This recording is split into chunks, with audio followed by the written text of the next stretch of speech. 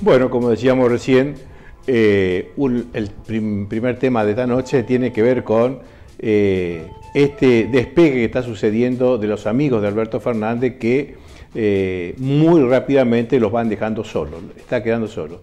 Tal es así que las últimas noticias, Pepe Albistur, este amigo el cual le ha prestado el departamento en Puerto Madero para que viva allí, su esposa, Tolosa Paz, prácticamente lo desconoce a Alberto Fernández.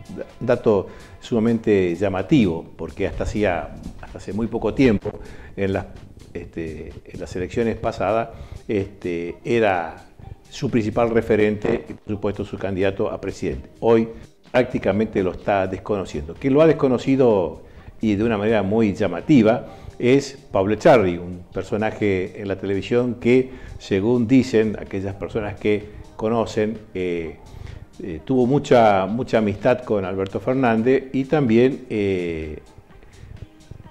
recibió por parte del Estado, del Inca y de otras instituciones dinero para financiar películas, y esto seguramente hizo que estas amistades sean cada vez más fuertes.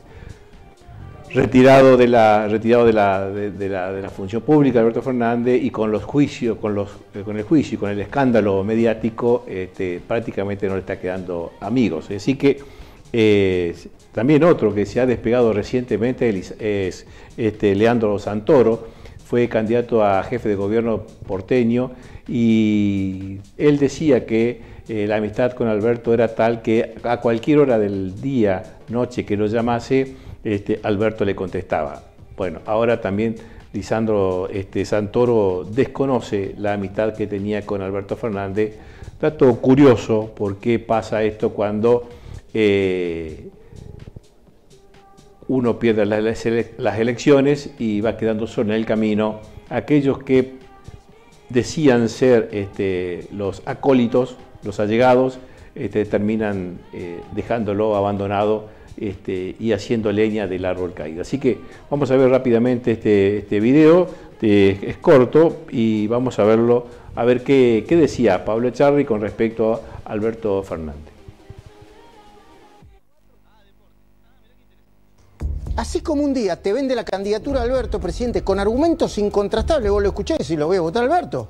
Otro día es capaz de llevarlo de la mano hasta la guillotina política, el cementerio, sin ponerse colorado, sin que se le mueva un músculo, y entonces sí, después, callar. Alberto es el hombre que necesitábamos, no tengo duda. Pero sabíamos que no era la mejor opción, ¿no? Yo siento que Alberto es el representante justo.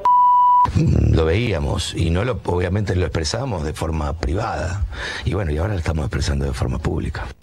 Alberto tiene para mí la ecuanimidad, la energía, la capacidad, el equipo. No solamente repudiamos y repudio en lo personal, sino que aprovecho todo esto para decir toda la mierda que fue el gobierno de Alberto. Que unido también con una alta dosis de kirchnerismo, porque de alguna forma fue la decisión de... Uno de los creadores, digamos. Cuando vos hablas de peronista, yo vengo de una familia radical, pero soy kirchnerista, esa es la realidad. Yo nací a la política a través del kirchnerismo, así que es bueno que yo te aclare esto. Los peronistas somos bastante orgánicos. Los peronistas somos bastante orgánicos y tratamos de discutir de forma interna, ¿no? Y las críticas las hacemos de puertas para adentro. Pero soy kirchnerista. ¿Pensás de Cristina como vice y no como presidenta? ¿Te hubiera gustado que volviera a ponerse como presidenta? Bueno, no voy a decir nada nuevo, creo que fue una jugada verdaderamente maestra. ¿No le asignás ninguna responsabilidad a Cristina? Lo que sí, la elección de Alberto. Creo que fue una jugada verdaderamente maestra. La elección de Alberto. A mí me parece que Alberto verdaderamente es una cabeza en ese sentido que genera hacia afuera y hacia adentro también esa necesidad de diálogo y de concertación que es vital para poder construir ese país. Aprovecho todo esto para decir toda la mierda que fue el gobierno de Alberto.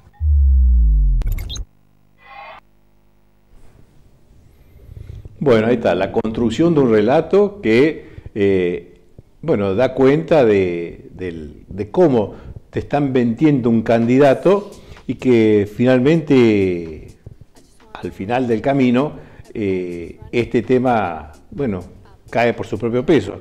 El problema es cuando uno cae en desgracia, hay muy pocas personas que tratan de ayudarte, de levantarte. De hecho, a Alberto Fernández prácticamente no le ha quedado casi nadie.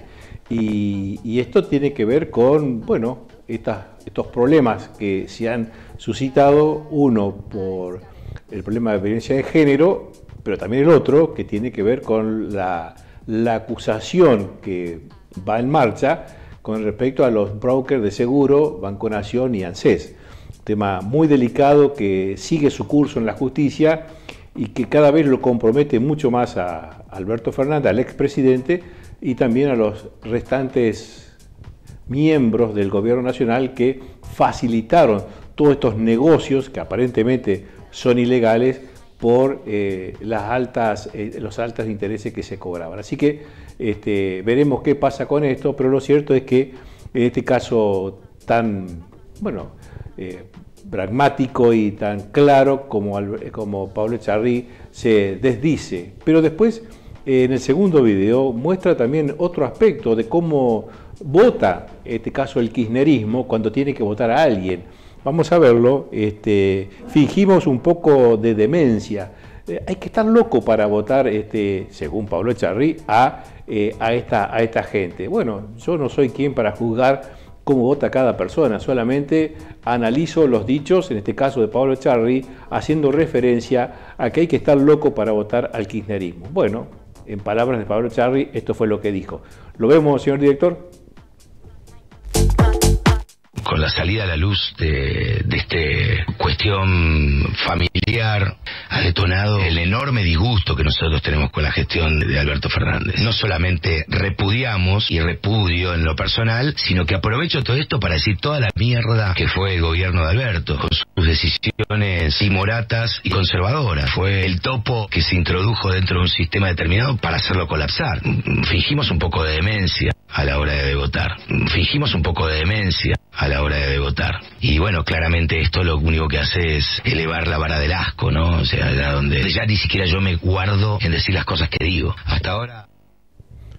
Bueno, lo dice Pablo Echarri, no lo estoy diciendo yo.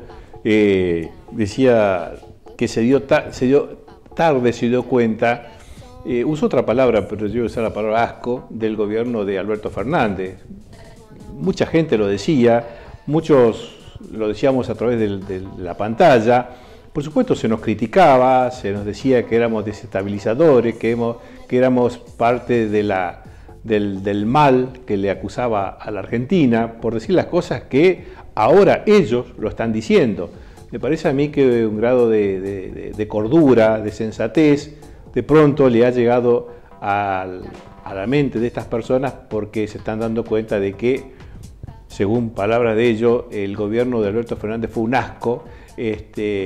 Otras decían que era un usurpador, un ocupa. Lo habíamos mostrado nosotros hace 2 años atrás, cuando esto se hacía público. Y bueno, y nadie reconoce que la fórmula era Alberto Fernández, Cristina de Kirchner. Es decir, era una fórmula. No estaba solo Alberto en el comando de este barco. Había un segundo comando, que era Cristina Fernández de Kirchner, aquella persona que lo eligió, lo ungió como favorito dentro de su espacio para ir a las elecciones, que finalmente gana porque Cristina Fernández tenía este caudal tan importante de voto en aquella época. Entonces, no es solo Alberto Fernández, sino que es la fórmula de Alberto Fernández la que le debería haber dado asco a este señor, según sus palabras. Pero bueno, esto forma parte del análisis. Cristina también se despega de Alberto Fernández, no tiene nada que ver cuando ella era aquella persona que tenía la responsabilidad primaria por haberle dado esta posibilidad de que Alberto Fernández se presentara y que la gente votara la fórmula, no por Alberto, sino porque estaba Cristina Fernández de Kirchner dentro de esa fórmula. Así que el asco debe ser compartido para la fórmula, no solamente para Alberto. Después, por supuesto, habrá quienes dirán la principal responsabilidad la tuvo Alberto porque fue quien era el presidente y Cristina presidía el Senado. Es verdad, pero puertas afuera, puertas adentro, los diálogos se tendrían que haber dado y, como ocurre siempre en política, lo que uno desea no siempre ocurre. Vamos al siguiente tema, que también tiene que ver con un problemón que pasó en la Cámara de Senadores, donde los senadores se anclaron a la suba de sueldo del personal de la Cámara de Senado y por lo tanto, como quedaron anclados, enganchados en este aumento, ellos percibieron un aumento considerable, casi 9 millones de pesos por mes cobrarían los senadores si es que realmente este aumento queda efectivo. Sí va a quedar efectivo para el personal que trabaja, pero ahora, mañana habrá una sesión especial donde Villarruel va a llamar a sesión para que los senadores voten por la afirmativa o la negativa de este aumento que recibirían ellos. Así que va a ser un debate muy intenso, muy caluroso y veremos, por supuesto, cómo va a votar cada senador, aunque ya hay algunos indicios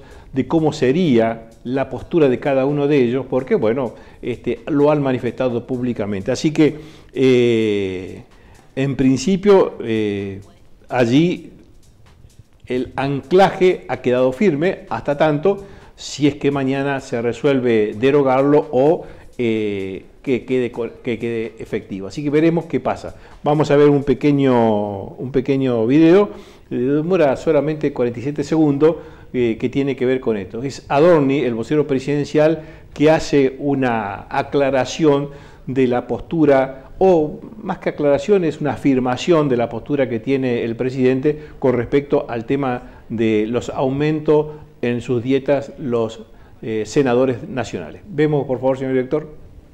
La Cámara Alta este año han sesionado 6 veces y su salario ha crecido 300%. En términos de productividad, son seguramente las personas mejores pagas del país. En contraposición, los sueldos del Poder Ejecutivo se encuentran congelados desde el 10 de diciembre. No hubo aumento de sueldo ni para ministros, ni para secretarios, ni para subsecretarios, tampoco, por supuesto, para el presidente de la Nación, quien además ha renunciado, como todos ustedes saben, a su jubilación de privilegio. A muchos aparentemente no les queda bien en claro todavía, a pesar de que ya pasó mucho tiempo, qué es lo que los argentinos votaron por última vez el 19 de diciembre pasado. Bueno, ahí está la explicación de Adorni, muy cortita, por supuesto, saqué solamente el fragmento que hace referencia a este tema. Y bueno, es claro, la postura del presidente no está de acuerdo, el Ejecutivo no está de acuerdo con este aumento que se hicieron los senadores, pero bueno, forma parte de esta división de poderes que existe en Argentina, y veremos realmente si el Poder Legislativo toma cartas en el asunto, revé la medida realizada y se adecúa a los salarios que se están pagando en el país, sobre todo en diputados que cobran muchísimo menos. Vemos una placa, Sebastián, donde muestra allí está, justamente los senadores acordaron un aumento de sueldo y allí en estas grillas de senadores que votaron aparecen tanto la Unión Cívica Radical con 2, 4, 6, 7, 8 legisladores. Después hay casi todo el bloque del PJ en su versión Unión por la Patria, etcétera, han votado también por el aumento y después están allí junto por el cambio de Salta, de Chubut, que votaron también por la afirmativa, Frente Renovador de la Concordia, 2 de ellos, Arce y Ducat, y después también el resto de los senadores. Así que estas son las personas que votaron por la afirmativa y allí hay una línea roja que se ha corrido porque yo muestro en esta línea 2 senadores nacionales, uno de la Unión Cívica Radical y otro del PJ, Olaya, que está Zimmerman marcado, pero arriba está Olaya, UCR de Paraná, y Cuader, del PJ de Concordia. Estas 2 personas, ambos pertenecen a partidos distintos, pero que han votado por la afirmativa. Bueno, esto es un poco lo que quería mostrar para decirnos, bueno, que algunos representantes entrerrianos también se sumaron a esta necesidad, llamémosle así, de aumentarse los sueldos de una manera poco empática con el resto de los ciudadanos argentinos. Yo quería también decir en pocas palabras que va a haber próximamente elecciones el año que viene y allí hay que renovar las bancas, y me tomé el trabajo de quién estarían renovando las bancas para el año que viene. Bueno, vamos rápidamente, lo decimos: Antola Marcela, de la Unión Cívica Radical, renueva las bancas; Atilio Benedetti, UCR, renovaría la banca; Pedro Galimberti renovaría banca; Gagliar, Ana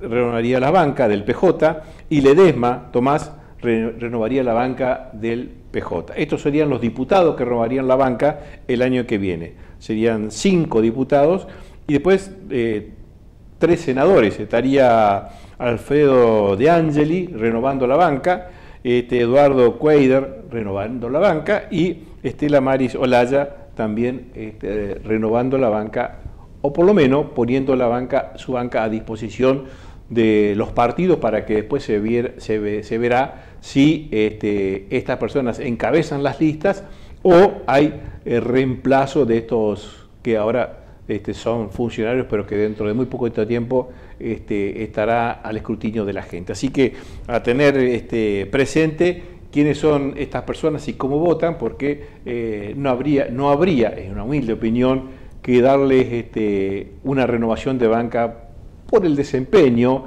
en muchos casos lamentable, que han tenido como legisladores. Así que veremos qué pasa a futuro, si encabezan las listas o forman parte de las listas, y allí la gente luego decidirá con su voto. Bueno, este es uno de los temas que quería traerlo porque me parecía interesante y ha estado en los principales portales este tema de quienes han votado a favor del aumento en el Senado.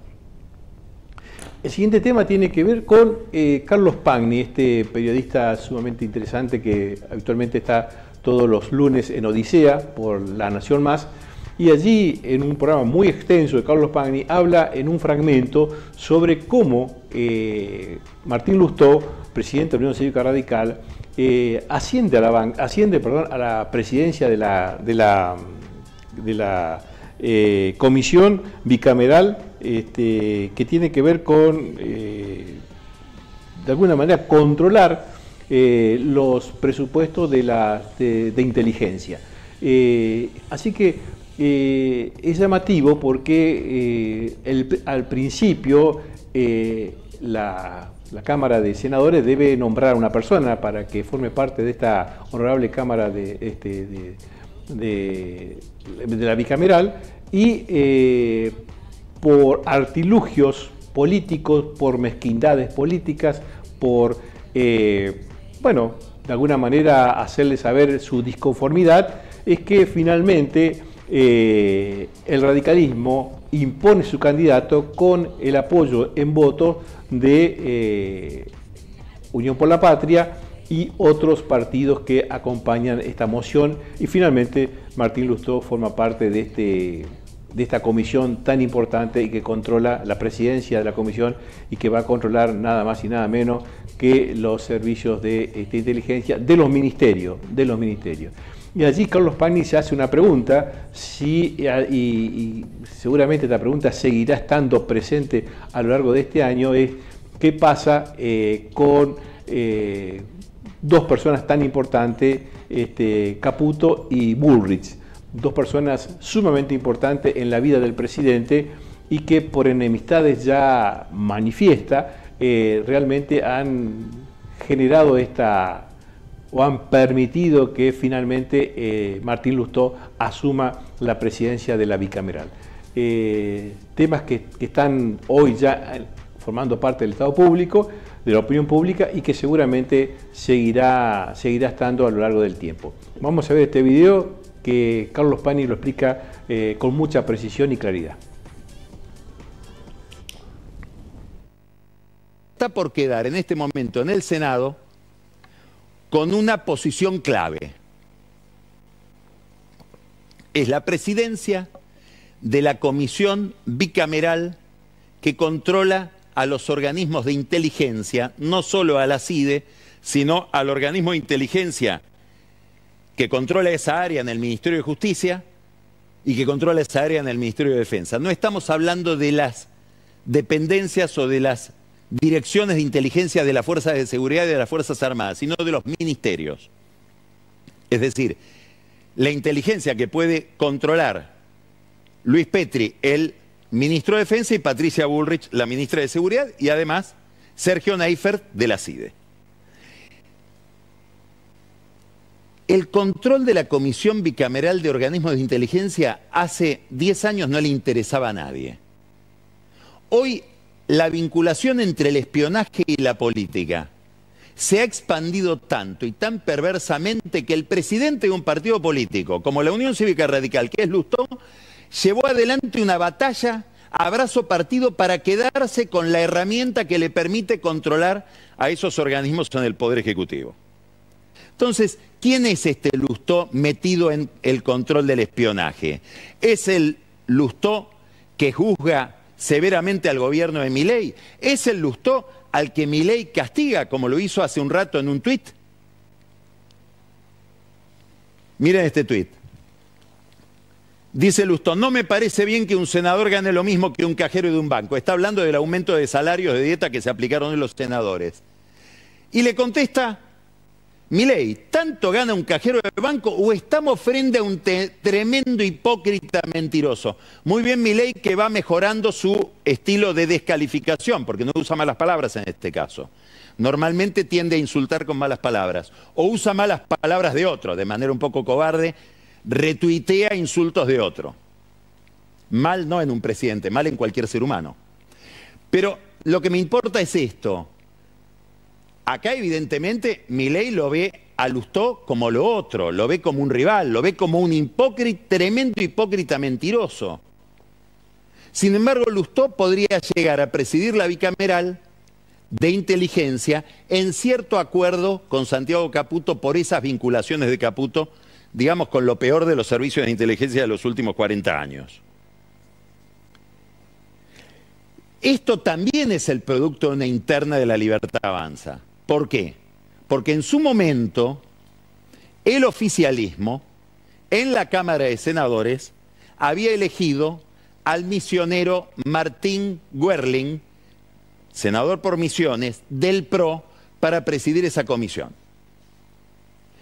Claro, Werling tiene un problema, está muy ligado a Patricia Bullrich. Entonces daría la impresión de que Santiago Caputo, jefe de la CIDE, de Neifert, dice: yo no quiero que me controle Bullrich. Vamos a postular a otro candidato, Edmundo Cuéllar, peronista de Entre Ríos, que se lo trae, un personaje muy oscuro. La verdad que habrá que ver si Santiago Caputo sabe de quién se trata, tendría que preguntar. Adrián Cochen, un lobista, ligado siempre a negocios muy controvertidos, le presenta a Cuéllar y Caputo dice: vamos a ponerlo a Cuéllar al frente de la comisión bicameral. El peronismo dice no. Así termina llegando Lustó, que podría ser presidente de esa bicameral con los votos kirchneristas. Ahora, ¿quiere decir que Santiago Caputo prefiere a que sea Lustó con el kirchnerismo el que controle los organismos de inteligencia con tal de que no lo controle Patricia Bullrich? ¿Este es el nivel de interna que hay hoy en el gobierno? ¿Es el nivel de interna que hay entre Santiago Caputo y Bullrich, por ejemplo? Bueno, allí está. Muy clara la explicación, donde en principio Carlos Pagni ve esta fractura entre, a nivel de La Libertad Avanza a nivel nacional, donde los referentes más importantes que tiene la mesa chica de Milei a nivel nacional, Santiago Caputo y Patricia Bullrich, aparentemente, por dicho de Carlos Pagni, hay una fractura. Nadie quiere que uno o el otro controle o tenga la presidencia de la bicameral de inteligencia. Y por lo tanto un tercero, como es Martín Lustó, por asociación y por apoyo de los bloques kirchneristas y de izquierda y de otras bancadas, finalmente le dan la presidencia a la bicameral de inteligencia. La pregunta que por allí se hacía Carlos Pagni más adelante de este video es ¿a quién va a responder Lustó cuando tenga que responder políticamente a alguien? ¿Será a Patricia Bullrich? ¿Será a Caputo? No lo sé. O ¿qué decisión tomará al momento o tendrá una decisión propia y por lo tanto se abrirá de este entramado que se está tejiendo entre los ministerios a nivel nacional? Veremos qué pasa y veremos cómo esto se desarrolla con el tiempo. Lo cierto es que aquí es interesante e inquietante que solo a 9 meses o 8 meses de gestión ya esté expuesta esta interna tan, bueno, aparentemente tan insalvable que en los principales referentes nacionales. Una interna que también baja luego a la provincia, porque en la provincia también hay en La Libertad Avanza situaciones que hay que atender, que hay que mirar, que hay que analizar, porque bueno, es un partido que se está formando, un partido que se está gestando, y hay ciertas divisiones que si no acuden rápidamente a solucionar este problema va a traer fracturas que quizás le cueste mucho recuperar a La Libertad Avanza en la provincia de Entre Ríos. Así que este tema lo vamos a estar analizando un poquito más adelante cuando hablemos específicamente del congreso que tuvo La Libertad Avanza en la provincia de Entre Ríos. Finalmente Lustó queda a cargo de la presidencia de la Cámara de la Bicameral de Inteligencia. Veremos cómo se maneja esto y también se aprobó ya el rechazo de este dinero que iría para los servicios de inteligencia, casi de 100.000 millones de pesos, y que ahora falta, hay que esperar cómo se vota en Senado para ver si se deroga o no esta parte del DNU y de estos aumentos que el gobierno por decreto le dio a los servicios de inteligencia. Un dinero que hace falta en muchos lugares, pero que, bueno, por decisión del gobierno ha ido a parar a los servicios de inteligencia. Nosotros vamos a una pequeña pausa y ya seguimos con la información en el ámbito provincial.